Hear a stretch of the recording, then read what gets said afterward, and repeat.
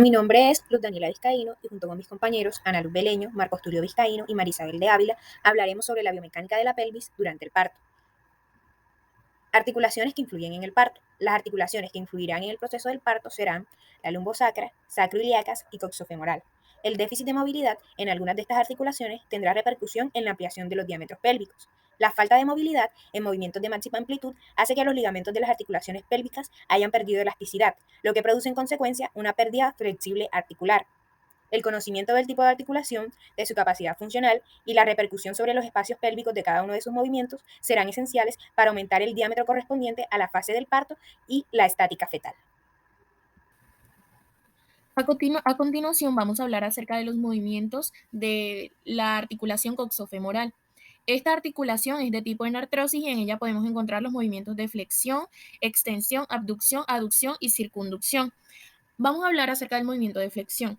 Este movimiento es el que aproxima la cara anterior del muslo hacia el tronco. El origen del cuádriceps es la cresta ilíaca anterior superior. Al mantener la contracción isométrica, se bloqueará la articulación quedando limitada su flexión, la flexión de la cadera a unos 90 grados. Si realizamos una hiperflexión de la cadera con ambas piernas, pasaremos en primer lugar a la retroversión pélvica, desapareciendo la lordosis lumbar para pasar fácilmente a una hiperflexión de ambas piernas, produciendo el máximo grado de hiperflexión. El movimiento de extensión de la cadera. La extensión tiene una amplitud mucho más limitada que la flexión. Limitada está por la extensión del ligamento iliofemoral. Esto es debido a que con la rodilla flexionada, los músculos isquiotibiales bloquean la cadera limitando su extensión. Ahora hablemos del movimiento de abducción. Debemos tener en cuenta que al realizar una abducción en una pierna, la pelvis basculará en el eje anteroposterior, por lo que realmente se producirá una abducción de 45 grados en cada cadera.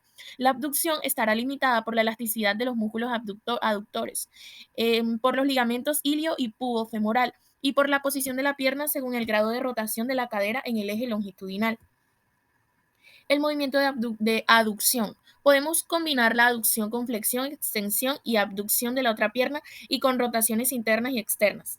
Cara al parto serán fundamentales las combinaciones tanto en la abducción como en la aducción, con las rotaciones internas y externas en el eje longitudinal para poder ampliar los espacios pélvicos.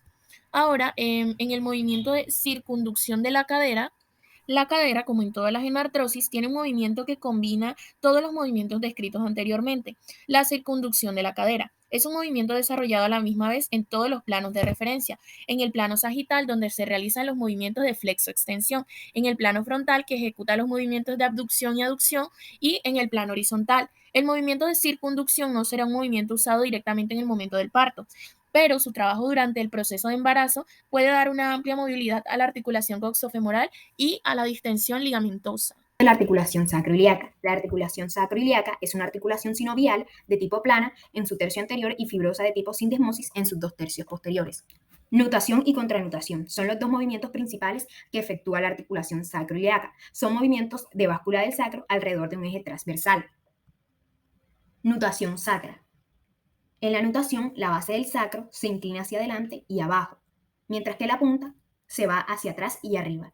La nutación disminuye el diámetro anteroposterior del estrecho superior de la pelvis y al mismo tiempo aumenta el diámetro anteroposterior del estrecho inferior. El promontorio del sacro desciende hacia adelante mientras que las tuberosidades isquiáticas se separan y las palas iliáticas rotan hacia atrás. Esto provoca un aumento del estrecho inferior de la pelvis con disminución del estrecho superior.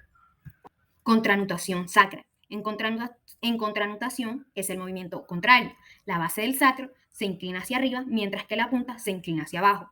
Por lo tanto, al separar el promontorio del pubis, facilitará que entre la cabeza en el estrecho superior al inicio del parto. Nutación ilíaca. Los huesos ilíacos, los que se mueven con el sacro como eje, la espina ilíaca poste superior se desplaza hacia atrás y el isquión se desplaza hacia adelante. Esto hace el mismo efecto que en la nutación sacra. El pubis se acerca al promontorio y el coxis se aleja del pubis.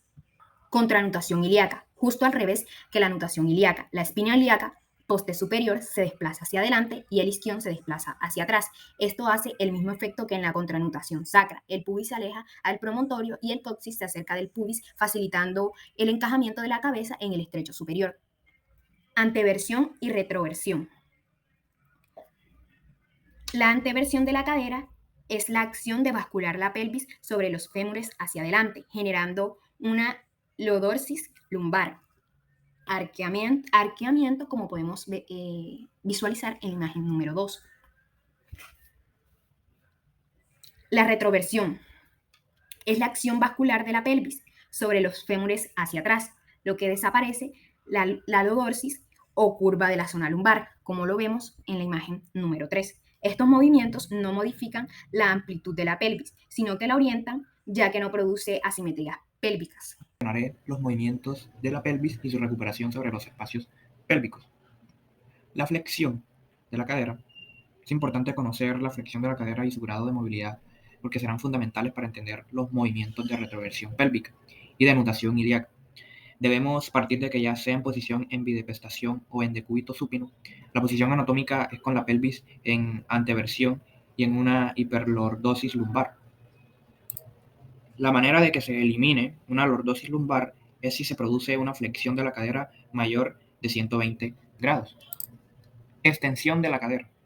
La extensión de la cadera será un movimiento antagonista a la flexión. La acción principal en este caso será de los músculos glúteos y los isquiotibiales. Si realizamos una extensión de la cadera con la acción principal de los glúteos menor de 20 a 30 grados, se producirá una anteversión pélvica con la ayuda del acortamiento de los cuádriceps, aumentando la lordosis lumbar, encarando el estrecho inferior.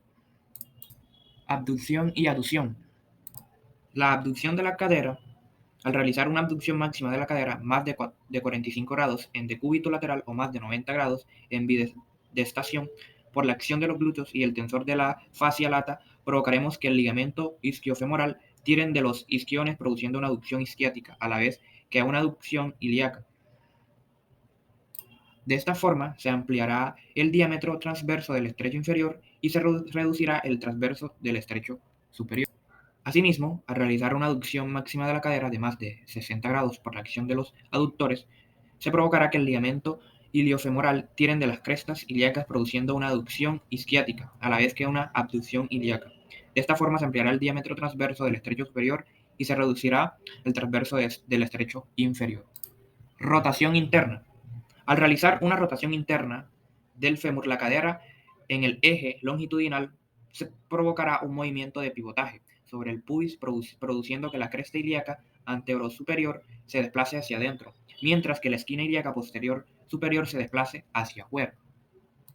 Esto provocará una apertura del diámetro transverso del estrecho inferior, facilitando la fase final del parto. Rotación externa. Al realizar una rotación externa del fémur sobre la cadera en el eje longitudinal, provocaremos un movimiento contrario al comentado en la rotación interna. La cresta ilíaca antesuperior se desplaza hacia afuera, mientras que la espina ilíaca posterior superior se desplaza hacia adentro. Esto provocará una apertura del diámetro transverso del estrecho superior, facilitando la fase inicial del parto. Nutación y contranutación sacra. Para conseguir esto, debemos flexionar el tronco durante el proceso de parto con la siguiente dificultad para realizarlo en una barriga a término. Para producir la contranutación sacra debemos realizar un movimiento exagerado de extensión de la columna lumbar con la obvia complicación durante el proceso del parto. Por tanto, a nivel práctico será más factible usar las nutaciones y contranutaciones ilíacas.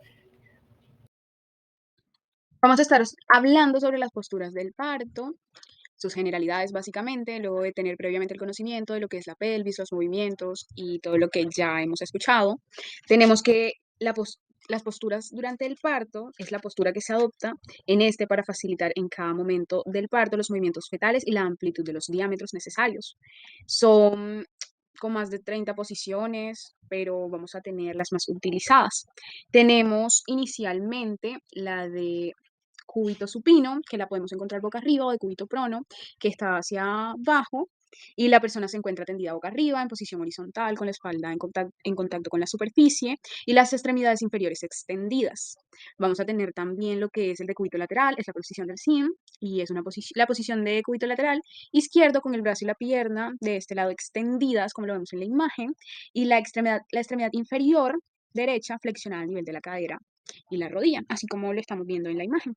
La genupectoral es donde el paciente se coloca de rodillas sobre la cama con las rodillas ligeramente separadas y los muslos perpendiculares a la cama, descansando el cuerpo sobre las rodillas.